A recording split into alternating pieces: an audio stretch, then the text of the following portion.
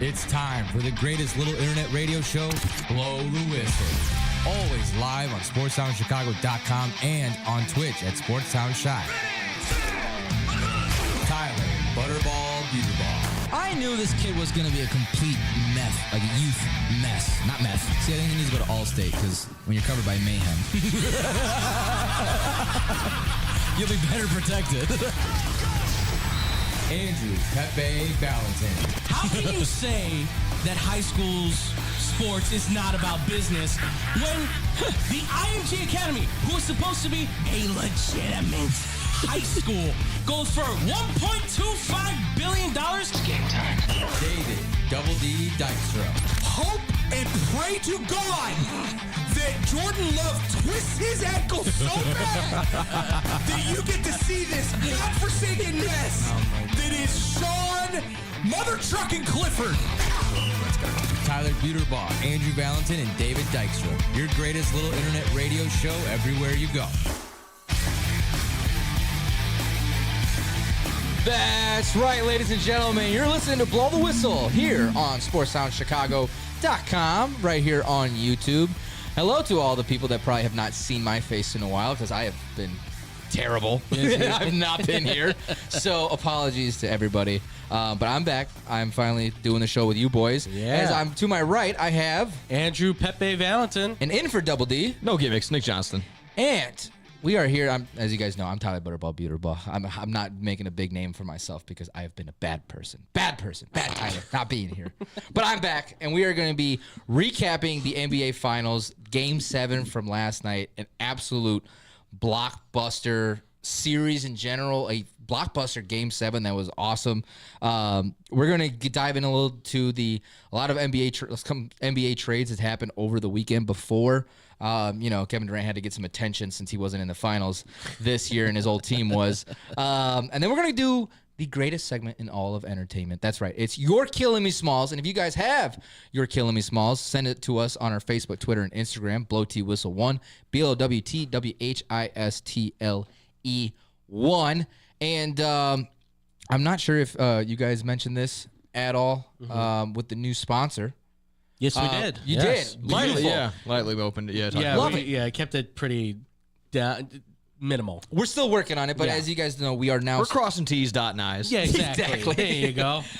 We are sponsored by W Energy drink. You can get it on any of their products on W Energy. Just use our promo code. I'll have a graphic for that for us soon.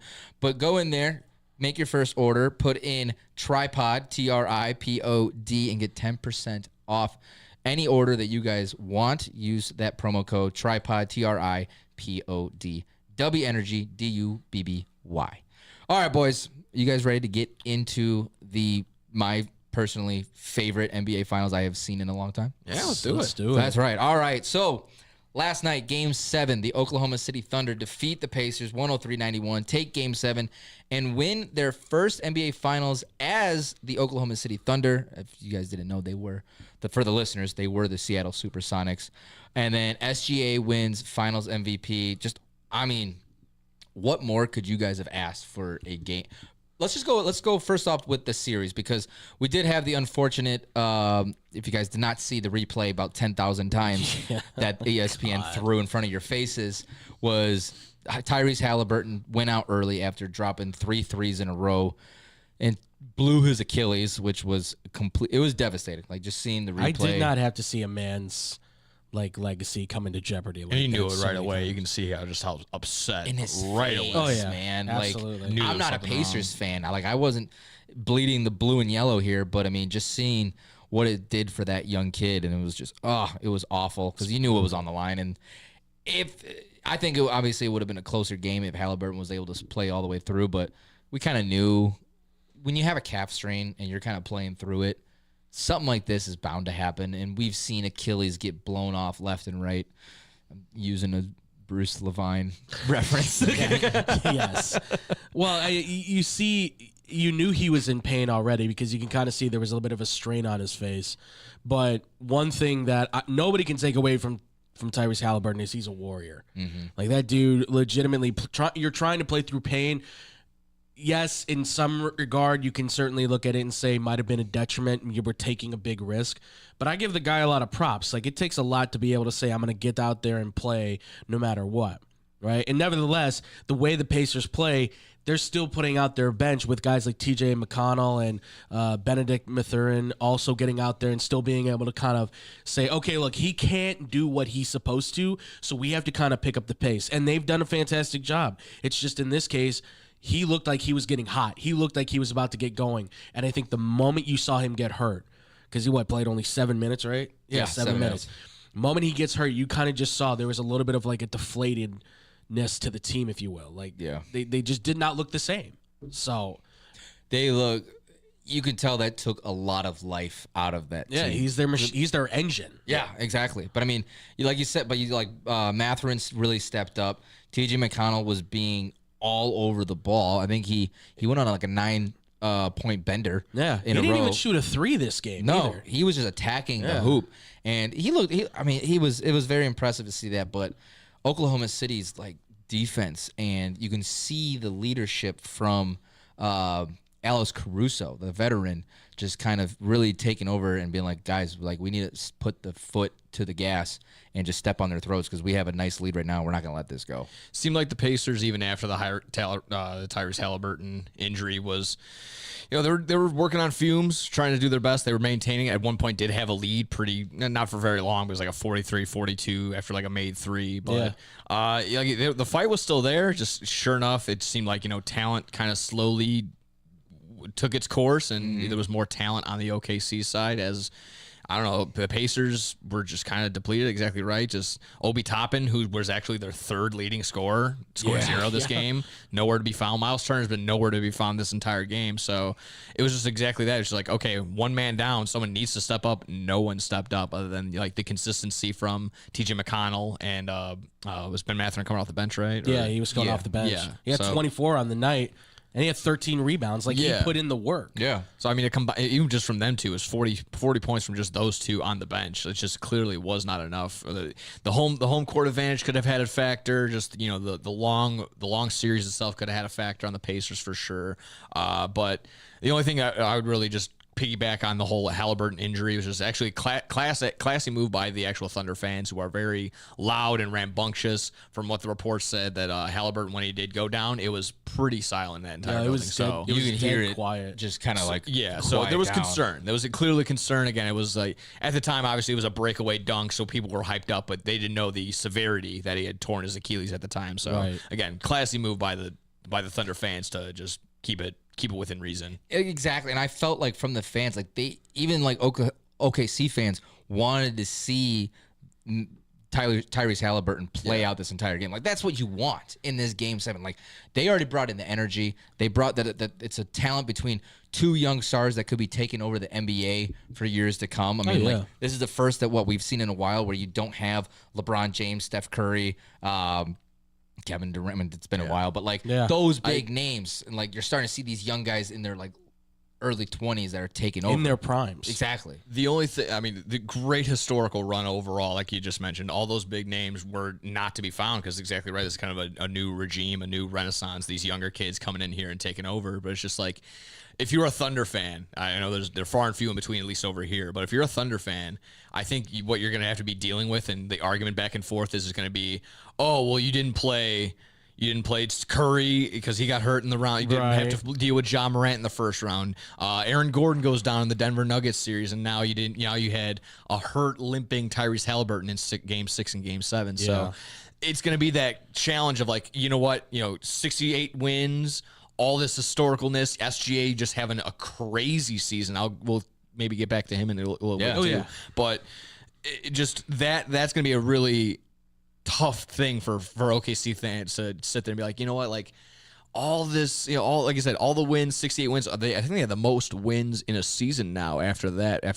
They topped 84 wins from regular season to playoffs. I think they said the only teams that have done that are the 73-win Golden State Warriors, and probably. The Bulls, and the Bulls again. They did it twice too. Yeah. So I was going to just say off of that too. The other thing I've heard from OKC, some OKC fans, not a lot, and it's interesting to see this discussion. It's the obviously for those that don't remember, what feels now like it wasn't long ago, but it feels like a long time ago now. It's the Kevin Durant, James Harden, and Russell Westbrook group when they went to the finals. That's right. right. What I'm hearing from some fans now is, well, they didn't have to play the Miami Heat. LeBron James led Miami Heat. And it's like, okay, fair. I understand what you're saying. Yeah, prime LeBron in Miami. That's a tough fight. With the Dwayne Wade in his prime and Chris Bosh. Yeah, okay. You got some points there, sure. But it doesn't take away from the magic of this group, nevertheless.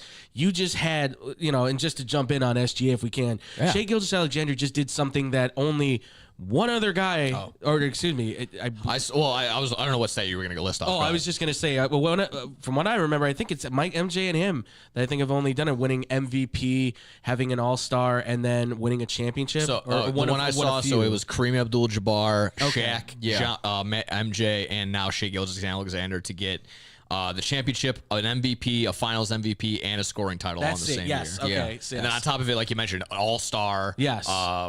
I don't know how well they did in the regular season tournament or whatever, but that probably also has a factor in that as well. It's add to the trophy case. Yeah. It's amazing to have watched like this run with OKC. Like, if anything to take away from it, like it should be the winning, but everyone's going to look at, you didn't play him, and you didn't play, right? Not even close to, man. Oh man, if it was LeBron James in his prime, he wouldn't have had a chance. Like that is going to be no matter what. But for those that like.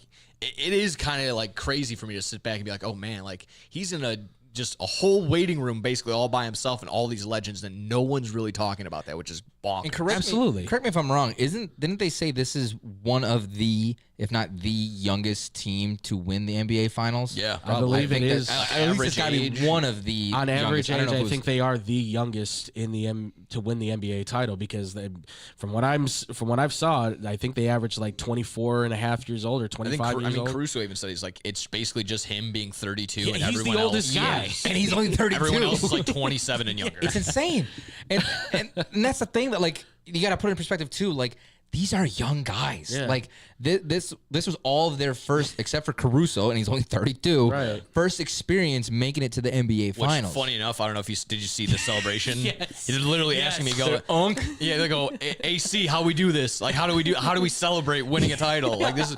Some of them didn't even know how to open up the champagne. Yeah, he's like, they doing were a like, tutorial. how do we do this? Well, someone was like, don't give any to Chet. He can't drink yet. Yeah. And then the He's other not one, even 21. No, he's not. He's Oh only my 20. God. And that's the then- thing. Shai Gilgeous is only 25. And then Yeah. Jalen Williams had his first sip of beer ever. He's like, "Where's the tequila?" That's what he kept saying. It's this group was they're so funny. Well, and then Caruso was asked, he was asked something about what's it like to win your second ring or whatever. He's like, I finally got a real one. I thought that was just. I'm like, that's brilliant. Oh, so he's throwing a little. Yeah, he threw a little shade at the bubble, at the the people bubble talking finals. about the bubbles and stuff. They were saying like, oh, he didn't get a real one. It's like, well, he got one now. Now you got a real one, bud. Yeah. So According to KOCO, which is off ABC5 affiliate, the Oklahoma City Thunder average age is 25.6 years old. I knew at one point there was a time that the average age of the Thunder were younger than the average age of the Sooners men's basketball Yeah. team. That's like for a ins- good that's split nuts. while. That's And- insane. And people got to remember too, like this whole rebuild that Says got the him Thunder was the youngest team to make the finals in 48 years. That's okay. That's what I Okay, heard. yeah. that's what I knew. There was one point. What team was that? Does it say? Don't worry, we could find it. Yeah. But people got to remember too, like this dates back of this rebuild. This is where it got him there, is the initial trade of the Kevin Durant and then bouncing down to James Harden, Paul George, and then Russell Westbrook, just loading up on picks. And this is where it got them. This is how they literally built this team from within of just trading away. And it just shows that, you know what? Like, this is a prime example that you don't need to buy an all-star. You can just trade and build up draft Develop. picks and make all-stars. Yeah. It was the Portland Trailblazers in the 77 season. Oh, the Bill They were Walton group. 25.03 years old was Yeah. the average. So just by literally half. It was Bill Walton half and then a age. bunch of guys. That was longer than all of us combined. Yeah, absolutely. Good Lord. But I mean, I just love the fact that this was like the Paul George finals, where it's like, dude, when you break it down, like like you said, Kevin Durant and all these certainly, but like when you get down to it, you don't get Shai Gilgeous-Alexander without the Paul George Right. trade. They don't get the move to Tyrese Halliburton and on the Sabonis one without the Paul George trade. Like, this doesn't happen. I just love the idea that he's like sitting in his podcast booth being like, so we're going to talk about the NBA Finals Game 7 and like his guests have to be sitting there being like, dude, like you set this up. So I was about to say, so I think some people did suggest like he should have his own suite at the whatever arena. Like they should just, and they cut to him like every big play. Kind of like how they cut to Taylor Swift. Yes. Just like every time something like a big dunk by Halliburton or it's a draining three by just SGA, cut to him. Oh, that would have been brilliant if they would have just both invited They're on the him stage, and SGA's just like, this wouldn't have happened because of you, without you. All you PG. You the real MVP. That's asking a little bit much. If they can't even put designs on the court, then I don't think they're gonna be putting up. They can't even put the Larry O'Brien trophy on the court. Right. Another great story about this is that because I want to bring up, we brought up Alex Caruso. Alex Caruso started in the G League, and his head coach, he started with the Thunder, the G League Thunder team, and his head coach was Denault. Is that how am I saying it right? The current head coach? Yes. Yeah. Mm-hmm. They started together in the G League, and it's kind of a great story seeing like, they're in the G League trying to get their way into the big leagues of the NBA, and then look at this now, they're holding the trophy up together. So I mean, that was another cool story beyond this whole entire NBA finals. But I mean, overall, where do you guys rank this NBA Finals series? At least within like the last 15, 20 years. Maybe I'll even do 10, 15 years. I personally will say I enjoyed this one thoroughly. And just the fact that you had two teams who played, it's a different style of basketball we were watching than we're used to, right? Mm-hmm. It's more of that old school, fast-paced back and forth, play defense, get in each other's faces, make the big shots. It's the stars stepping up and making big plays. And then it's the bench guys at some point, too. It's one of those guys just coming up and making a big play as well. It's those little moments that I think for myself, again, personally, I can enjoy. I know when we look at the ratings are going to say something different. But I don't think those here's the are thing. accurate That's, anymore. Yeah, that's the thing is you can't really go off ratings. And at the same time, I'm going to say this again. I've said it many times. The NBA is not giving a darn about ratings anymore. They've got their $76 billion. They've got their streaming services. They're fine. They know that, and we know that at this point. So regardless of whatever the numbers say off the Nielsen's, it doesn't matter. If you enjoyed it personally, I know. If you enjoyed it personally, I think that's all that matters, right? If you were able to come out of this and say, I liked this series, I liked the battle, and no matter who came out of it, I'm good. Like, as long as you didn't have a personal investment in this one way or the other, I think you're happy. If you were a Pacers fan, you're upset. Yeah. Right? Otherwise, and even then, I don't think you have anything to really be too upset about. Your team was considered overachieved. Yeah, way overachieved. They were considered to be mid-level to maybe bottom level of the East when the season started. 18 at one point. Exactly. And all of a sudden, they skyrocket. They've got a guy who I think is going to be on the rise as a star. Pascal Siakam looks like he's back. They have so much potential. So I think at the end of the day, nobody loses on this. Everybody's got a winner in this involved. It's just how you feel at the end of the day coming out of this. If I can add, Ron, to your just compliments for the Pacers, Rick Carlisle is one of the best head coaches currently going in the league. So. No doubt. Lock him into the Hall of Fame right now. The dude has done it all at this He's point. a leader of men, can organize another group, and can probably, again, if he has to deal with not having Tyrese Halliburton for a little bit, he can overcome that, I think. This Unbelievable. This finals kind of brought me back into enjoying NBA again. Yeah, I mean, absolutely. there was a time that there was a stretch that I was like, I watched the NBA because it's basketball, but Right. like it wasn't doing Parody much gets for me. tiring. But not only the finals series, the entire playoffs was just absolutely entertaining as hell. Like you said, you're starting to see a new generation of the old school basketball, which is. That's what everyone loved in basketball. Like, not just this constantly just high-flying scoring. Yeah, that's fun, but I loved seeing like, you had these two teams were probably the best defensive teams in the league as well. Some of the most physical I've seen in a while. It was getting Thunder led scrappy. the league in steals and deflections. So Yeah. it was there. We saw the refs actually let them play. Like, it wasn't any soft-ass fouls that we were seeing. Like, we saw it get scrappy. We saw it get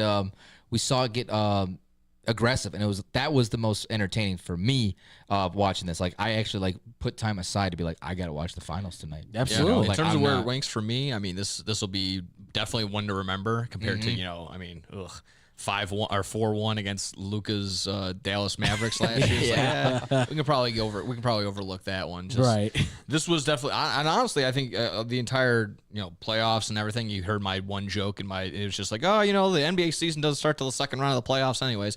Actually, this whole entire series, the playoffs from top to bottom was phenomenal. It was entertaining it was as awesome. ever. There was a couple games, couple matchups that was exactly that, appointment television. Like I needed to be there. It's just like sorry, babe. Like Game 6 is on. Game 7 is on. Like, I gotta watch this game.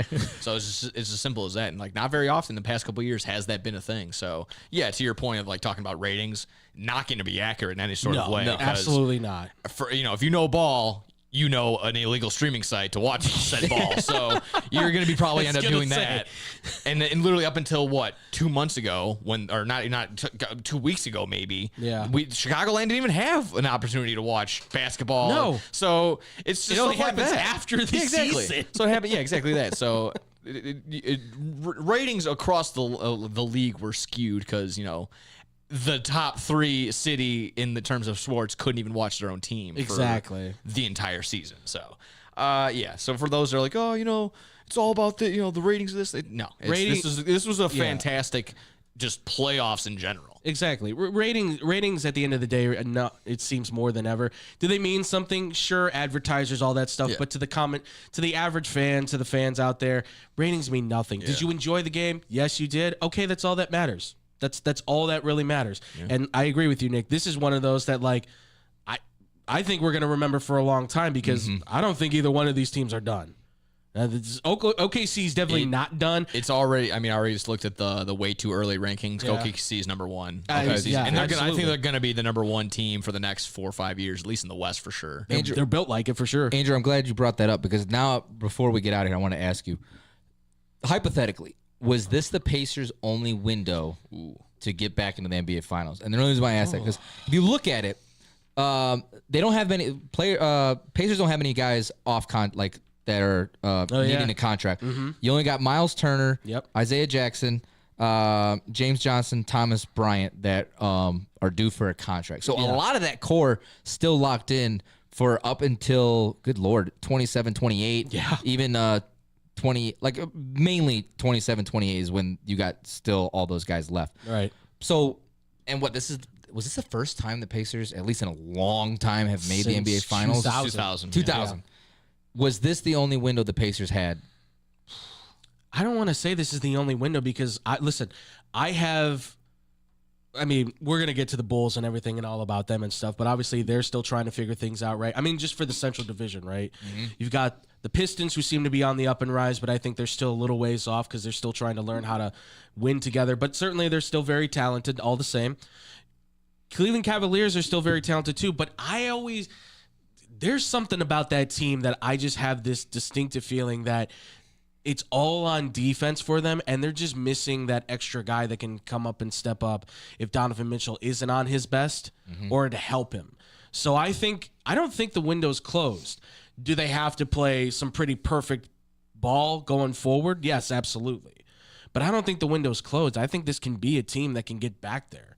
It's a matter really now of, can Halliburton get healthy and get back to his same way, right? Can you have Pascal Siakam have a repeat of the season previous? Can you get, what are you going to do with Miles Turner? Are you going to re-sign him? Can you find somebody else to either fill his spot or recreate him in the aggregate? There's a lot of other questions that certainly have to come with that. Yeah. But I don't think it's as wide. Like you said, there's only 4 guys they have to re-sign.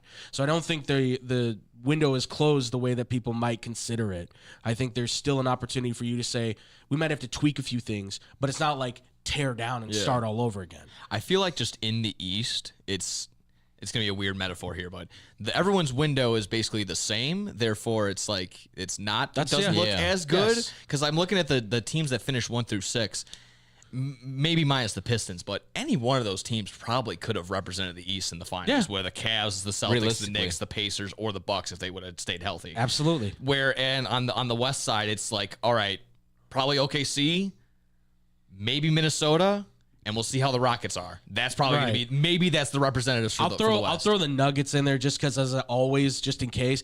But like you said, there's which is weird because we looked at the West not too long ago and said, boy, they're loaded with all kinds of teams. No, it's now pretty all of a top sudden heavy now. Yeah, now it's like, okay, there's 3 teams and then there's like everybody else.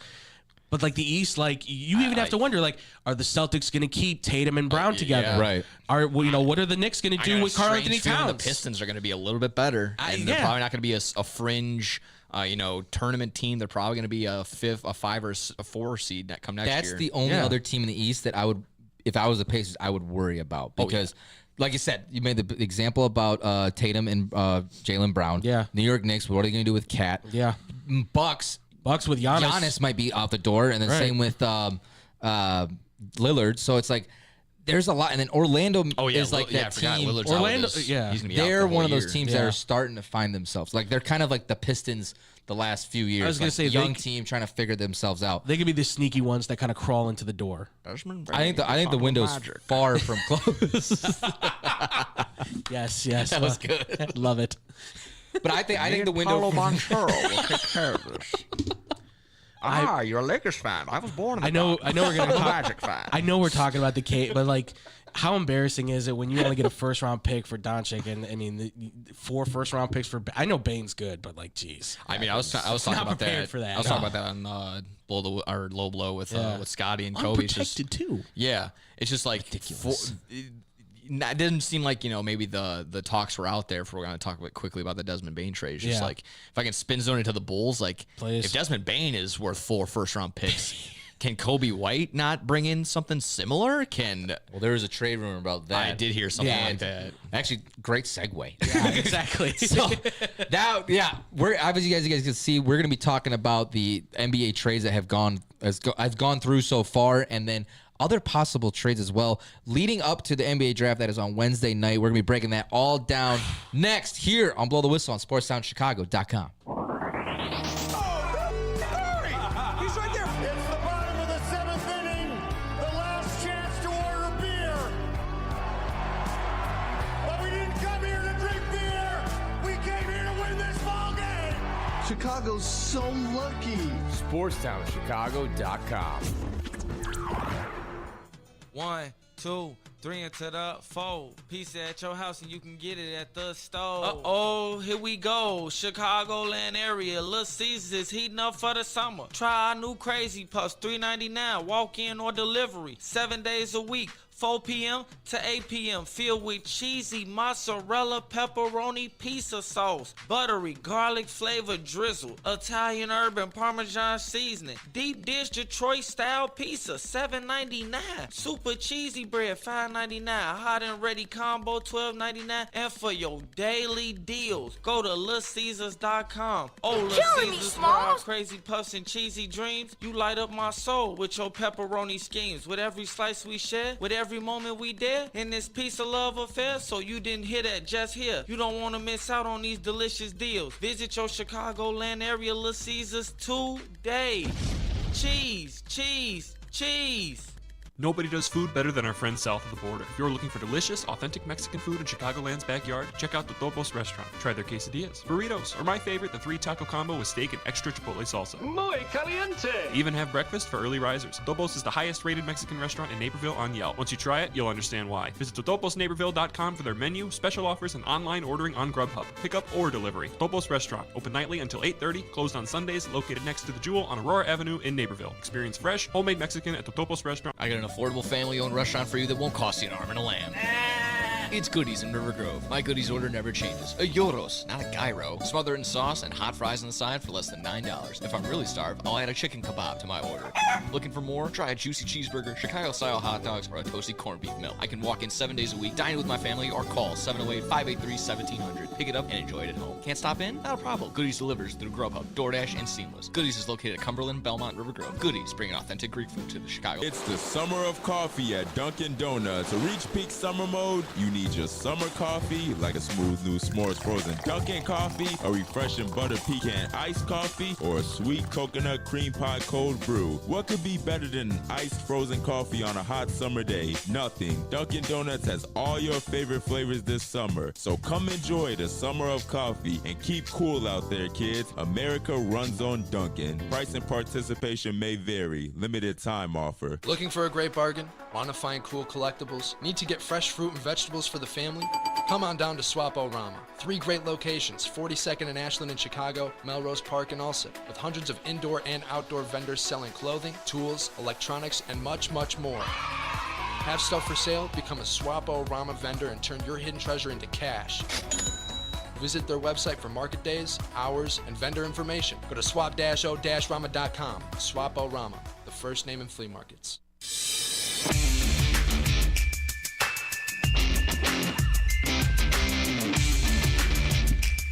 Welcome back here on Blow the Whistle on SportsTownChicago.com. You got Tyler, Andrew, and Nick with you here on this marvelous Monday. Post NBA Finals Game 7, as we just recapped and reacted to that in our last segment. You guys can listen back to it once we podcast it, or once Frankie podcasts it, because that's what we make him do here. Get to work! Get to work, Frankie! I don't care if you're I don't care if you're at an interview. Good luck, though. I hope you do good.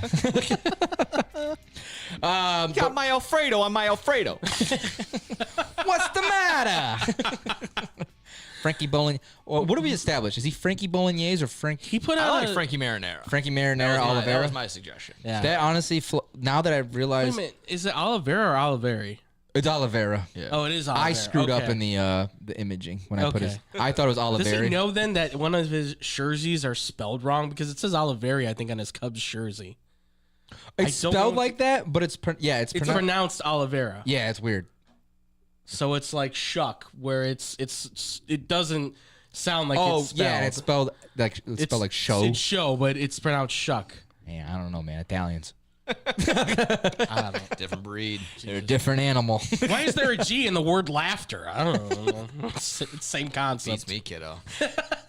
I saw this little podcast thing where people are like they were talking about words that have letters that don't, like, you can't hear them in there. Yeah, And yeah. he's like, yeah, it is lasagna. And he's like, no, it's not. He's like, lasagna. He's like, say it again, lasagna. He's like, where's the G? Nya. He like forced it in there. Well, that's my favorite saying. You got to move like a G in silent, like you're in lasagna. How's it say? Fuck. Move like a G in silence, like lasagna, something like that. I think that's how it is. I think that's how you say it. I'm gonna use that. That's amazing. Yeah. Where's that from? It's just like a common saying. I forgot. I don't know. Oh my I don't know God. if someone probably coined it from whatever, but I have to, heard it on the radio. No, not too long ago. I'm gonna have to use that at some point. That is so good. That's amazing. Yeah. Wow. All right. Oh, hey, Kobe. There we go. All right. Ready to rock and roll. Talk some trade. Let's talk about some NBA trades. Yeah. As I kind of teased it earlier, is because Kevin Durant was one of the biggest talks about the weekend that got traded. He got traded to the Houston Rockets. Sorry, I'm reading Thunder here, and then I'm like, sorry, Houston. The Houston Rockets, just hours before Game 7 of the NBA Finals, and in a deal with Jalen Green, Dylan Brooks, the 10th overall pick, and 5 second-round picks. So I don't even know who wins this trade. I honestly That's think where I was at. that's kind of It's exactly what I was maybe the thinking. Suns because of the picks. I think 'Cause you can use the second short-term rounders. Rockets win, long-term the Thunder, or excuse me, I got you saying the Sun. Yeah, you did. Now I got the yips. Now the long-term, the Suns could win it with those picks. However, fifth round or second round picks. Get ready to learn G League, pal. Like that's not gonna be. You're not very often. Just mathematically, statistically, like it doesn't very often. The second rounders make it to the league at all. It's only if they're gonna package those, but they didn't even say, they don't have a description of which picks, like what years they are. So from what I remember, you're getting the first rounder from this year, the 10th overall pick. Mm-hmm. You're getting two second rounders this year, 2 second rounders in 2030, and then a 2032 second rounder. Yes. Lord, I mean, So Durant will probably be retired by then. So I mean, at least absolutely. you're still working on that transaction by the time he's long gone. But no, I agree. Like short-term Rockets won, but I mean, you have a to me, you have a very small window with Kevin Durant. Oh, 100%. Yeah. Like, very small 100%. window. And he's Like, not everything has to really be a perfect. leader. And this was like some people brought up this argument like, oh, how can you have a trade when two teams can't even be involved? Well, one, Kevin Durant already said like, hey, here's the teams I'm interested in. Right. I'm only going to be interested in trading me here because I might only sign again there. So Right. where they're kind of dealing with that extension where I guess it sounds like, probably a mutual agreement that he probably will extend sometime in Houston. But again, yeah, it's just these people are like, Jeff Green. Yeah, Jeff Green can pop off for 30 or 40, but he can also have like five. I was Jalen Green. Jalen Green. Yeah. Sorry, yeah. Oh, you're So good. he can pop off for like 30 or 40, but he's it's sporadic. It's not consistent. He's not consistent. That's the one thing. Like Jalen Green coming into the league, like he was a lot of hype, but I just don't know about that kid if he's a star or not. Like he can score, but he doesn't really bring anything to the defensive side of the ball. Yeah. He very much is kind of like a highlight reel guy this is I've talked to a coach that I went to an AAU camp that he was at, or one of those like elite camps that he was in. And from what I remember talking with him was like, you can see he stands out amongst everybody else, but his biggest problem is that he loves, he's a showman for like highlight reels. Outside of that, he's really very average at the basketball stuff. And his basketball IQ apparently is just really above average at best. And I was like, okay, so he's a good player, but he's never going to probably be your star unless he can grow, I'm sure. But at this point, I just don't see this being a victory for the Suns. And they're talking about possibly trading him again. Yeah, they might. I've heard they might trade him again. I was more. Because they've got like 7 shooting cards now. I was surprised they couldn't get at least. I mean, you would have gotten less picks out of it, but like probably not the first round pick. But if they had to package either Van Fleet or Amen Thompson. Yeah, that's the huge thing. The Rockets being able to hold on to Amen Thompson. That's couldn't a big believe win. that. I think that makes. I was so surprised. I have a feeling that would have been the deal breaker because he's easily. I would put him on the franchise right now. I would say he's like the top player they have. It's him and Sengun, who I would say there's your building blocks. Like do not let those guys go because you can win a title. I think with those two easily. Both of them play defense and one can score 25 easily. These two guys, I'm sorry, Dylan Brooks is just kind of a mover and a shaker on defense every once in a while and can hit a 3. Jalen Green can go drive the ball and get a basket. Solid role player in Dylan Brooks. With Green, it's like you see that some talent, you see that it could be different. Yeah. But otherwise, it's a mixed bag. Yeah, and again, on the flip side, yes, Kevin Durant's 37, but he still finished 6th in the league in scoring. Yeah. Still hitting his average for basically, rebounds and assists. So like he's putting out similar numbers. So again, it's just, is he a little bit older? Yeah. It's just as long as he can stay healthy. Exactly. That's it. Like he is not ever since. And doesn't have to be fighting anymore in the Suns locker room anymore. Yeah, right. No more fist fights. God. So ever since the Brooklyn era, he has not been able to stay healthy. No. And honestly, I almost forgot about the Brooklyn era because it was like he was never there. And they didn't really do a whole lot there. But as far as the Suns, I mean, it's good to get the 10th overall pick. That's probably good their to get best that. asset. And to be honest, it's not really like gaining anything. They're getting that pick back. Right, exactly. That's their pick. Yeah. But now that you're probably talking about trading away Jalen Green, I mean, what, you maybe get another. I'd send him to Utah. Try and get Walker Kessler. Ooh, okay. You need a big man in there. They've been talking about getting a center. They've rolled out like 5 or 6 different dudes at that position at this point. I mean, I haven't watched a lot of Phoenix games. I just know one of my buddies in Phoenix is just like, I can't take it with the Suns. It's a new big man every other game. It's like they need consistency. I think Utah wants to ship out Kessler for picks, or players at least too. So I think give him Jalen Green, give him some future draft picks, and I think they'll do it. Maybe it could be a 1-for-1. Who knows? It could be, too, because that dude's an all-star through and through. He's an automatic rebound and blocking machine. Did you guys? Never mind. I'm gonna say that for you're killing me, Smalls. Never mind. Okay. But yeah, so that I don't really this trade in general. It doesn't really do much for me on which team. It doesn't move the needle. It doesn't. It's not a needle mover. It's like Aaron Rodgers to the Steelers. Doesn't move the needle. It just finally got the whole drama out of the way.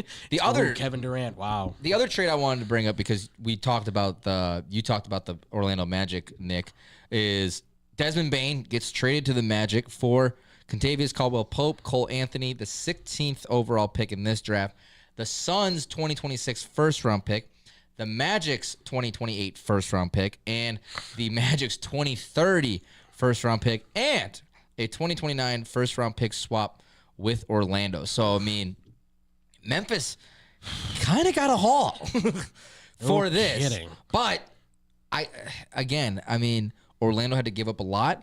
I do like Desmond Bane to the Magic with this kind of young group. I mean, you had to get rid of Cole Anthony, which is not much of a loss. He did play pretty well. Kentavious Caldwell-Pope, another solid role player that you got. But the fact that Memphis got more first-round picks than Luka Doncic's trade is ridiculous. Let alone even the Kevin Durant trade we just broke down. Yeah, I know. I'm not saying anything bad about Desmond Bane, but I mean, shoot, is he really worth 3 first-round picks? That's where my question first came, and I'm like, okay, Desmond Bane. Why am I even getting really a notification on this? And I was like, 4 first rounds. Like, okay, maybe I see why. Yeah, that was my immediate question. Like, is he really worth 4 first rounders? Have I not been watching that much ball? Yeah, that's what I'm saying. I'm like, I knew him, but I'm like, I didn't think he was 3 first-round worthy. Yeah. And not just first-round picks, they're unprotected. That's crazy. There's nothing on them, so they can just be used willy-nilly. And they got a pick swap. Like, how did... And listen, I understand his motive within the Memphis Grizzlies is so important because they said he's a key role player who has a voice in the locker room, a voice on the court, plays defense, he gets threes, like he is a machine, and when he gets hot, he gets hot. So he's perfect for Orlando and what they need. They needed a 2 who can defend on the perimeter, who can score and shoot to help guys like Jalen Suggs and obviously Banchero. It just blows my mind that I did not think he was worth that. 2 first-rounders maybe. Like 2 first-rounders. Big investment. Yeah, it is. It's you're saying then, okay, we're going all in with this squad. Like you feel and listen, it's a good squad. I just feel like that's the final piece kind of thing. Like a guy maybe that I'm missing something. I don't know. A guy that averaged just under 20 points a game, 6 boards, 5 assists. I mean, that's good. It's That's solid numbers. It's good like stuff. that's Kobe White numbers, but I mean, Kobe White wasn't worth 4 first-round picks. I mean, if he was. And he hasn't gotten traded yet, I'd go knocking on the door. And that's the comp we keep making because similar in terms of how long they've been in the league. I think Kobe White has a year up on him. Similar age, and then again, kind of similar contract structure. But yeah, if again as a Bulls fan, it's like I look at that, I'm like, is that not like, hey, can we call somebody? Can we figure something out? Right. Like, again, I'm not in love with getting rid of Kobe White, right. But if it's the idea of like, hey, if 4 first-rounders are kind of on the board in some sort of way, yeah, I'll at least consider it. Value like that is impossible. Clearly, when I kind of brought it up, you knew what I think I was talking about when there was like a supposed rumor out there. Yeah, I heard it was a player and then 2 first-rounders. I forgot who. 2 players. It was 2 players and 2 first-round picks. It was Jonathan Isaac. I can't remember the other one now. I just remember Jonathan Isaac was like the big one of the 2. No, it was Jonathan Isaac and Cole Anthony. That's 2 right. first-round picks. Oh, okay, for the They were 2 future firsts. This. Nothing said on whether protected or not protected, but that was kind of the deal, and it was just for Kobe White. And I thought, I sat there and I went, look, I like Kobe White too. I'm a UNC guy. I've been following him since college, but at the same time, I was like, Cole Anthony's not that bad of a scorer. If anything, he comes off the bench and gives you 12 to 15 sometimes. And as long as Jonathan Isaac's healthy, he's a great 3-4 that can spot up and shoot. Like he's fantastic when he's been healthy. And the Bulls could have used some extra draft picks. If there was any negativity from the Magic fan side of things, which I was gathering, just kind of looking at responses and replies online, it's just like, oh man, Cole Anthony was actually a nice piece. We could have. I wish we could have held on to him in some sort of way. Absolutely. So I think that again, it's not that's more the takeaway on the Magic fan side of things. Like they're like, oh, we gave up something. It's like, oh, I'm just upset we gave up Cole Anthony. I will say though, in defense of the Cole Anthony trade happening, to the point for the Magic fans, you do have Anthony Black, who's bigger and quite frankly, I think just as good. Maybe not as dagger-ish, if you will, from 3 like Cole Anthony is, but he's still a fantastic player. And he gives, I think, a little bit more defensively, too, than what Cole Anthony did. So you're not really losing too much off the board. It's just nice to have those 2 pieces, obviously. All right, real quick, let's get into the NBA draft. So, obviously, we know Dallas Mavericks got the first overall pick. NBA draft is this Wednesday. Pretty clear no-brainer as far as who the Mavericks are going to draft because who the hell would not Well, want it Cooper shouldn't be, Flag? but they're probably gonna, they'll say, well, it could go either And way. they're gonna have some dumbass explanation for it. But now here, let's kind of focus in on the Bulls a little bit. Bulls picking at 12. Obviously, you're kind of in a land. far reach of any like elite player in this draft. I mean, my favorite has always been Derek Queen, center from Maryland, but I don't think he's gonna drop that far. No, there's a lot of talk of whether, like, from what I've seen, gauging from the mock drafts I've been looking at a lot, kind of getting prepped for this, they're going in a lot of different directions. It's mostly forward, but they've also been saying if a trade for Kobe White does happen prior to the draft, then guard is definitely going to become a high priority. So the two guards I've seen thus far that the Bulls are possibly moving for would be Jace Richardson from Michigan State, who's Jason Richardson's son, who is a pretty solid player and plays the same position as Kobe. The other one as well would be Igor Demin, I believe is how you say his name. I saw that in a couple of drafts. He's a fantastic athlete, very Josh Giddey-esque. So that might be a weird pairing, but they would say that maybe he would move more towards the shooting guard while Giddey, and they, again, saying you re-sign Giddey too. If they don't re-sign Giddey, then he definitely becomes more of a high priority signing because he can play the 1 or the 2. I believe they did, didn't they? Are they still in talks? I think they're still in talks. I think they locked up Billy Donovan though, right? Yes, they did. Yeah. He's now under contract. He might be the only untouchable Bull at this point. Truly, yes, very true. And honestly, I mean, we can kind of touch on that a little, like, briefly. I don't hate the extension at all. No, I mean, listen, he's a guy. He's who's a proven great head coach in the NBA. He just gotten crap handed to him. He's got his team now who's very young. That's what he likes to work with. I don't know if he's going to get you to a championship, but for what he can do building this team up and putting together the pieces. Not with that front office. I like it. And I think he's a great college coach. He's a good NBA coach only because he's not had, stacked lineups. I think he did get a really great OKC lineup at one point, but I think he has a losing record with the Bulls as of right now, and it's just, again, because the Bulls have just been putting together just some slop-ass rosters. Yeah, essentially.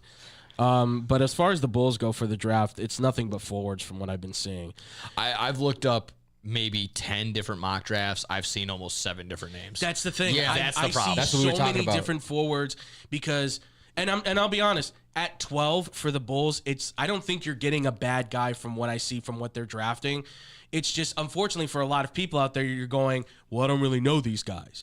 That might be the case. But if you watch them and you watch how they play, like Asa Newell's right now from Georgia, 6'10", 225, super athletic, super great on the offense, really good on the boards, very smart for a 19-year-old. You've got Thomas Sorber, who's coming out of Georgetown. He's your up-and-down pogo stick, kind of a Wendell Carter Jr. Yeah. I would say better than Carter Jr. because there's more force behind him. He's got more of that.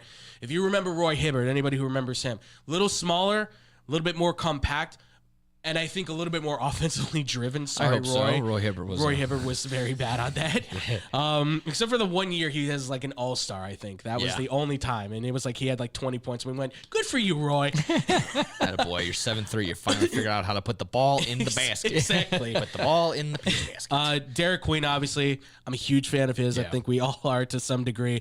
There is also Carter Bryant now from Arizona who started to come up. And then there's this kid, Murphy Broyles, I think is his name, from South Carolina, who's a small forward, power forward. Murray Boyles? Yes, Murray Boyles. Yes, he's a small forward, power forward, he's kind of Draymond Green-esque. Not maybe to that level, but he's got that kind of like shortness, but he can defend. Oh, so he has an annoying podcast and think he knows everything? Yes. Just kicks dudes in the groin. Yeah. Well said, sir. Well said. He just has that unique ability like to leap off the ground and grab rebounds and play the defense on the perimeter and the post. Like all of these guys have that unique style to them that I think is what the Bulls are looking for. I think the name that keeps popping up, at least on the point guard, the guard side of things, I see is Kasparas Jacunius. Yes, the Illinois guard. Yeah. Oh, that kid, yeah. But I see him going sometimes as early as 8. I see him falling as far as 14. That's the thing. So that again, that's also the big thing in these mock drafts. I see again another new name in this another new mock draft. I see Asa Newell coming out and for last the year, Bulls. for an example, no one was expecting. I don't think anyone had Matis fall that low no, to the absolutely Bulls. So, I mean, not. We could see another situation like he this. could have won 1-1. So yeah, I've heard of that. He Like could have been the top pick. Like he was that good. And honestly, he probably should have been. I'm not going to lie. Like, if there's one name that I'm slowly starting to see more of, and I think that's kind of getting the trend of, I think Derek Queen should be the name. Yeah, that would be the one name. Like if the Bulls don't get it, I'll be like, that's. I mean, if they pass over him for somebody, I'd be like, that's. What are we doing? Yeah, that's like the Bulls need a big guy. If he's sitting there outside of 5, I would say they should fix something together to trade up for him. Maybe, yeah. I would hope so. I'm in the boat of saying there's 3 big targets. I would say if you're going forward, 3 guys. Derek Queen's one of them for sure. I would say he should be like maybe top priority if anything. Asanua would be a great one too, and then I would say right next to him would be Thomas Sorber. Okay, from Georgetown. So you're getting either 2 offensive guys who can build defensive potential, who have it already, but they can get better, and one guy who defensively I think is very exceptional, on top level, and can just work on his offensive game. So I think either way, you're getting a winner. It may not work right off the bat, but these are guys I think that you can plug in for 20, 25 minutes, and they'll give you 10 and 10 pretty easily. Like, they're that kind of players. Yeah. Yeah. You're not getting, you're not getting Cooper Flagg. You're not getting Dylan Harper. And I got my words for Ace Bailey coming on You're Killing Me, Smalls. Boy, we have to have a conversation because you just watched the NFL draft and you just saw what happened. Mm-hmm. You want that to happen to you? Come on now. Unless, did you have something? No. Which actually, you brought it up. Let's transition to that just because at least I'm crunched on time. Yeah. But we're gonna break down more NBA draft on Wednesday since we're gonna do that right before the NBA draft, obviously. Seriously. So we're gonna do a little more talk of that. I know we kind of brushed it on a little bit, but when we come back, ladies and gentlemen, it is time for You're Killing Me, Smalls, the greatest segment in all of entertainment. That's right, and maybe we're gonna do that next here on Blow the Whistle on SportsTownChicago.com. This is your home for sports. This is the best fans in the world. No better team. SportsTownChicago.com. Are you ready for this? Valley View Automotive has all of the hottest SUVs you've been looking for. Enjoy a test drive and the opportunity to drive one of these powerful vehicles off the lot for half the price. Yes, half the price. Now's the time to get yourself to Valley View by car, on foot, or even by air to take advantage of this outrageous sale. You better get here quickly, because this promotion is only going on for 24 hours, and the automobiles are leaving the lot faster than you can say 4-wheel drive. Valley View Automotive, a dealership you can depend on. Hey, I'm Andy Griggs, asking you to help prevent domestic violence. Domestic violence isn't a woman's issue, it hurts all of us. Women are injured and killed every day by their husbands and boyfriends. So it's time for men to take action right now to teach boys that violence against women is wrong, to help prevent abuse before it starts. Call the Family Violence Prevention Fund at 1-800-END-ABUSE to get a free Take Action kit containing tips on what to say to boys. That's 1-800-END-ABUSE. Teach early. Indeed is the #1 job search user with over 250 million monthly users. Indeed's priority is to help everyone in the job searching process to find a job by uploading 10 new job opportunities every 10 seconds worldwide. With Indeed, you have free access to job searches, resume uploads, and company researches. There are over 10,000 employees at Indeed that pursue to help people find the job they are looking for. They connect with millions of people to new opportunities. Go to Indeed.com and sign up for free and create a resume and let Indeed do the rest to help you on your job search. Hey, I'm Jesus Mauricio. Be sure to tune in every Friday to listen to Zeus Off the Bat, a baseball talk show from 1 to 2 p.m. where I'll be discussing and updating you on all things about baseball. News, predictions, reactions, and more about the Cubs, Sox, and everything across the league. Happens every Friday at 1 p.m. right here on SportsTownChicago.com. Don't forget to follow and share our Twitter and Instagram with your friends at Zeus Off the Bat. Zeus Off the Bat. Killing me, Smalls. That's right, ladies and gentlemen. It's time for You're Killing Me, Smalls here on SportsTownChicago.com on Blow the Whistle. Tyler, Andrew, and Nick here with you today. No Double D. He's going to be out for a little bit. He's got stuff going on. Not going to go into details. But we have not given this to you guys in a long time, and we're going to do that right now. And I'm going to start with Andrew since he kind of teased his. So, Andrew, go away, my friend. All right. So I know we just talked about the NBA draft, and I did kind of tease it. So if you're not aware, there have been, at least for most of these mock drafts for a while now, since the college season ended, 1, 2, and 3 have been Cooper Flagg, Dylan Harper from Rutgers, and his Rutgers teammate, former 5-star athlete, top recruit in the country, Ace Bailey. who by many people's accounts could possibly be, and this is a stretch, I know, the next Kevin Durant, because he's big and he's tall and he's got a nice shot. He's a really good 3-level scorer, really good player. I give the kid his props. As an athlete on the basketball court, this guy can get it done, okay? And he's defensively pretty good too. Block and steal last year as well. So as a 19-year-old kid, fantastic. However, if you're unaware, Ace Bailey and his agent, Owen Cooper, I'm calling him out too, have decided that they are going to be in control of their own destiny. As we know, a certain somebody tried to do this in the NFL draft by the name of Shedeur Sanders. That didn't really work out too well. But Ace Bailey and his agent said, nope. Speedster. Yes, of course.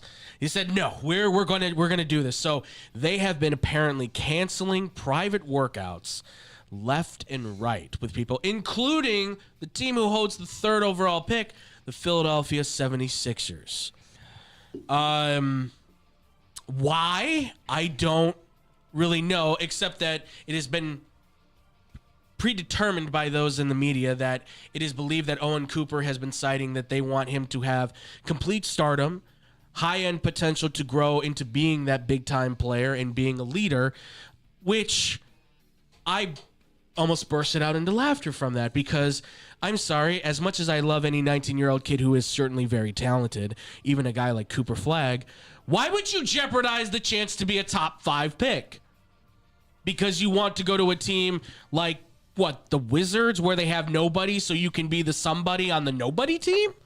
So you can win 25 games, but you can average 30 points and 8 rebounds and 6 assists. Is that what you want, or do you want to try and, I don't know, win? These kids are cocky. There are some athletes who exemplify the idea of what we believe an athlete is supposed to be about, right? Winning championships, being the best person you can be, an example for youngsters, all that kind of stuff. This young man kind of takes the route of, it's me, myself, and I. I'm going to get mine. I'm going to do my thing. And if that's what he wants to do, by all means, fine. But remember, you reap what you sow, amigo.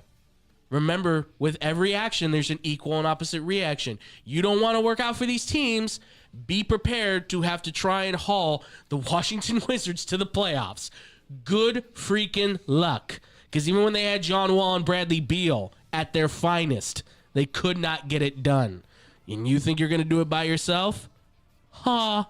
So, to Ace Bailey, to your agent, to the decisions that you have decidedly made to try and go the Shedeur Sanders route, gentlemen, I give them both a big ol'... You're killing me, Smalls. I sentence you to Charlotte Hornets. There's another one, yes. Yeah. Good luck. Have by fun, all means. my friend. Yeah. Oh, God, I don't understand it. I understand the NIL, all the independence and stuff, and he's a great player. But, dude, you have a chance to go top 5 to a very good team, by the way, in Philadelphia.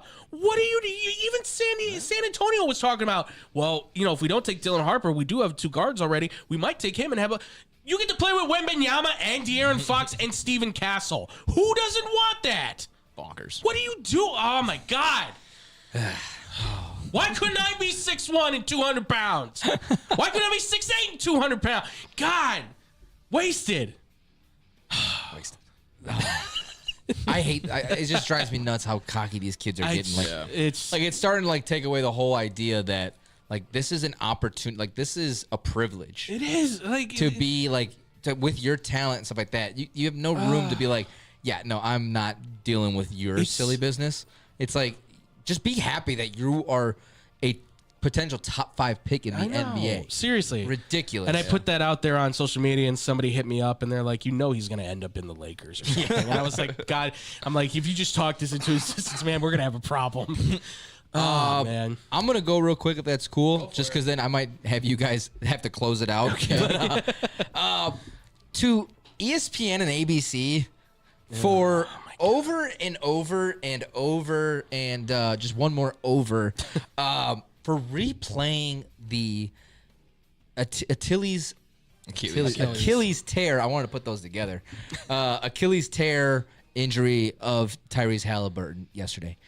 Guys, we understood. As soon as he went down, we knew with a calf strain, the highest % chance of an injury was going to be from the Achilles. We knew what happened. we did not have to see the rubber band of the Achilles tear up in our faces over and over. Just had to cross my feet. Especially on my new TV. I did not want to see that. That's not what I wanted for my new TV. I wanted something cooler than that. Really? Right in front of my salad? Right in front of my salad. God. I just ate right before that. Thank God I wasn't eating before that. ABC, have we not learned from previous times when we see injuries like that are gruesome to not throw it over Surprised and over? they didn't do a compilation, put the Paul George ankle break. Yeah, right. The Ware kid from Yeah. Louisville. Yeah, oh, my Ware. God. Like, no. Some things we don't need to see on TV. So at least over and over. Like, show us the one time, sure. But let's not, like, bring it back and go to break Say with that it. again in slow motion. Like, good Lord. Okay, so It's a cold open. to ABC, to putting that in front of our faces 60,000 times, I give you a massive... You're killing me, Smalls. It's just awful, man. Yeah. I had David calling me, just go, It's like, dude, it was disgusting. I'm like, I know, it was bad. Oh, jeez. All right, we got, Nick, go ahead. Yeah, I can go really quick. No, you're good. I can stay. I came back from my Disney trip about 2 weeks ago now. That was fun and dandy. Looked fun. Yeah, that was all good. Yeah, Like I absolutely. said, Orlando Airport trying to cook us up, but being in that area, being in that realm, like, you know, your phone changes, obviously the time zones, your algorithm changes a little bit. So I was getting a bunch of, you know, Disney ads, and again, in like basically the Disney, you know, universe online and social media. I don't one like, and you're just boom, you're into that universe. Oh, yeah, So absolutely. reading just all the problems that is wrong with Disney and being a Disney adult, I was like, wow, this is just so sad and so loserish. My goodness, get a life. I mean, like, there's life beyond the 4 or 5 parks that are in Orlando. Yes. My biggest thing, of course, was, if you didn't know, they're closing down. They already did. They closed down Muppets 3D. That was like the last thing that John Henson ever worked on. And oh boy, did that cause a big hoopla among the whole entire crowd amongst the Disney universe. So again, for what it's worth, they're not having the same show play. Mm-hmm. They're gonna move the Muppets to the Rock and Roll roller coaster that has Aerosmith playing on it. So that'll change in 2026. Again, that'll probably cause another stir come that time. But yeah, for reading, just being there, being in that like cesspool of, oh my God, gotta get my Mickey waffle, and I gotta be there before the whole thing starts, and watching people run from line to line. It's like, guys, this is for kids. This is not for you. Seriously. So to all those Disney adults that are freaking out and just like, you know, again, you relive your childhood and all that, that's fine, but, you know, pass it on to the kids first. Next. Yeah. To all those worrying about all the dumb rides, I give you a big ol'. You're killing me, Smalls. Yeah, just those Disney adults are another breed. grow up. This is why I like Universal Studios better. That's all I Sorry. gotta say. Just Universal's better. We're gonna put that on a reel. Get Frankie. All right, that wraps up You're Killing Me Smalls today. That wraps up Monday's edition of this week of Blow the Whistle. We talked NBA Finals. We previewed the draft a little bit, but really talked about the overall trades that happened throughout the NBA, throughout the NBA Finals, and we just wrapped up the greatest segment of all entertainment. You're Killing Me Smalls. You guys can listen to all of our podcasts. Killing me, Smalls. Yes, sir. There you go. You can listen to all of our episodes on all your favorite podcast platforms, iHeart, Google, Apple Podcasts. But I don't know why I start with iHeart. Who really uses iHeart Podcast? But they love to use us. Anyways, follow us on all social media platforms at Blow T Whistle 1, BLOWTWHISTLE1. And get yourself a little tub of Dubby Energy. Use promo code TRIPOD, TRIPOD. That is WDUBBY.com. For myself, Tyler Butterball Buterball. Andrew Pepe Valentin. No gimmicks, Nick Johnston. Everyone stay positive, be positive, surround yourself with positivity. Have yourself a great rest of the week. We'll be back here on Wednesday to last preview the NBA draft. All right, everybody? Peace out.